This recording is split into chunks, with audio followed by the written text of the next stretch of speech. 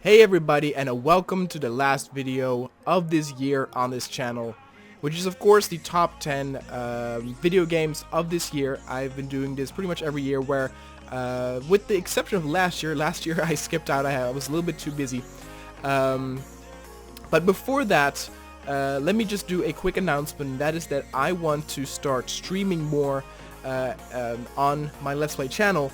And I want you guys to let me know in the comments down below some games that you would like me to stream or do a regular Let's Play of. The reason why is, again, I want to kind of like, boost my Let's Play channel a little bit more. You can find the link to my Let's Play channel in the description down below.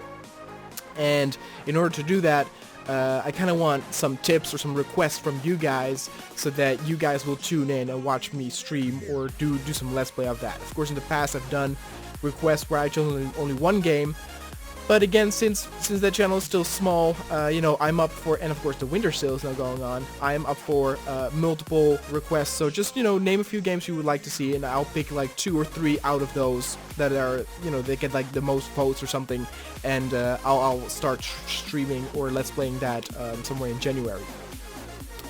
So now with that said, let's begin this video. I do also have to say that this video will be split up into 2 parts. This video will have games 10 to 6, and if you want to see my top 5 games of this year, please go check that out on my Let's Play channel.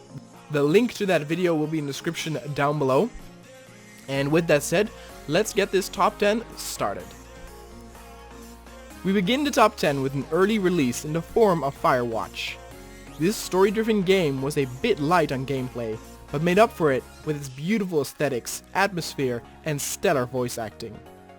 It had elements of mystery, drama, and even a bit of horror as well, making it a short adventure that I completed in a single day.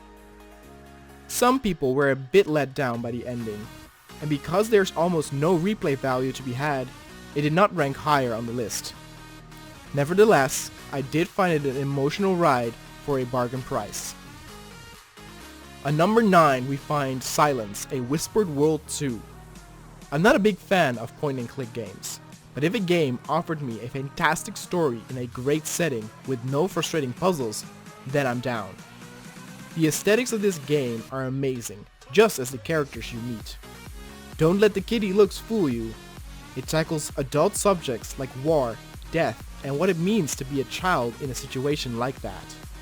The pacing is great, and I never found myself stuck in an area. The funny dialogue and nice cutscenes also make it a great game to watch online. On 8 stands Deus Ex: Mankind Divided. The 2011 classic Human Revolution stood as a rock with its open hub areas where you could not only explore horizontally, but also vertically. That is also the case here. A locked door never means a blocked path. Every area and situation has multiple ways of dealing with it, both lethal and non-lethal. Mankind Divided dumbed down the number of side quests in exchange of making them more engaging and grand in scale. The Eastern European setting was a breath of fresh air. Compared to its predecessor, the storyline is a bit weaker, and I sometimes felt they stuck too close to the same formula of Human Revolution. On place 7 we find Battlefield 1. Many have shown a distaste of the inaccuracy of the historical facts. Even so, I had an absolute blast as Battlefield was back, with its large-scale 64-man battles.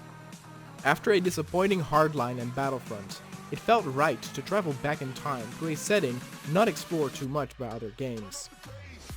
I hope the success of the game triggers more AAA budget titles set in World War I. I did not love the campaign as much as some of the reviewers did.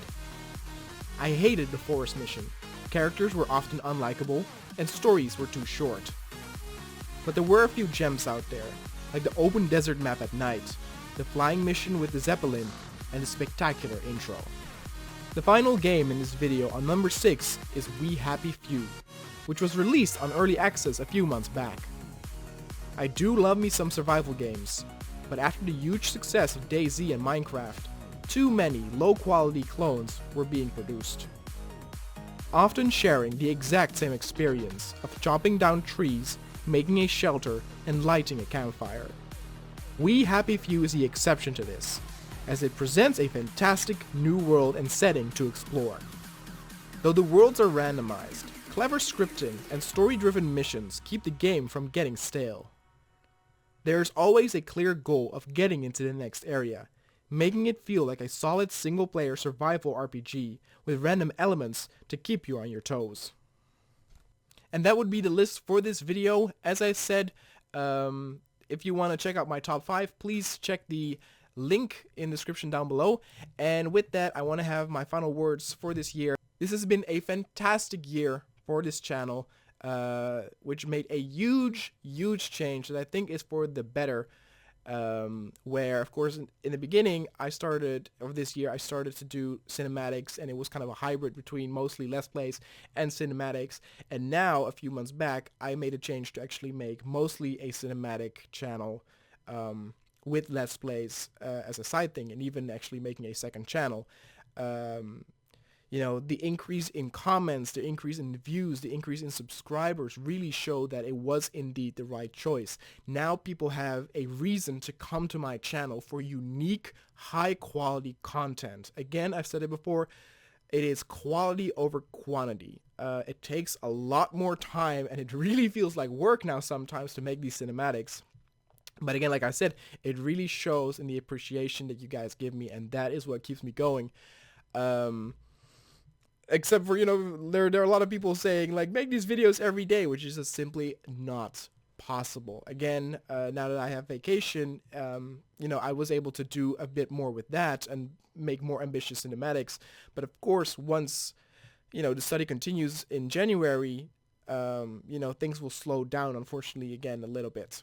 But to look at the horizon, I hope to do some new cinematics in 2017 in the form of GTA 5. Star Citizen just released its like cinematic camera tools, and I have some ideas for that. So that would be great. It requires a lot more intense producing than, let's say, a Man of War cinematics, or even an Epic Armor for that matter. But I do like the variety there. And it does keep me fresh with the creative ideas that I got. I will take a little bit of a break now that the year is over. Don't worry, not for long, only maybe for like 5 days or something. The next video will be uploaded on January 4 or January 5. I think that will be fair because, you know, everybody's, you know, the holidays, New Year, so you're going to see family, you're going to see girlfriend. So, you know, I just kind of want to take it easy as the police comes by. I think they found me. But, yeah, and then, you know, we'll come back with new cinematics. The next cinematic will be the second episode of the Epic Arma Zombie Apocalypse. After that will be the second episode of the Man of War Apocalypse series, which I've also been working on, and I'm very excited to show you guys. And then after that, we'll return to Star Wars Factions and other interesting cinematics there, where, for example, I also really want to go back to the Napoleonic Wars, World War I, etc., etc. So I know that there are some people who say, you know, make more Star Wars Factions, or Star Wars Factions is the only thing that I watch.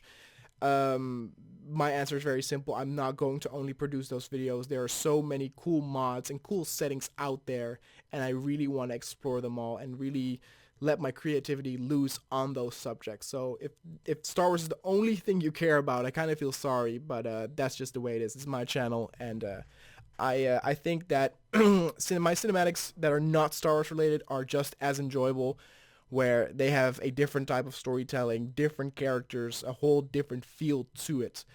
And I think that it's a beautiful thing about the modding scene in Man of War, is that there's so many different mods out there. I mean, I hope in 2017 we get the Lord of the Rings mod for Man of War. We get the Mass Effect mod, even though it's technically already, like, there's like a demo released. I hope it becomes more robust. I hope that the Halo mod will be released, and just, you know, so many new opportunities for new cool cinematics.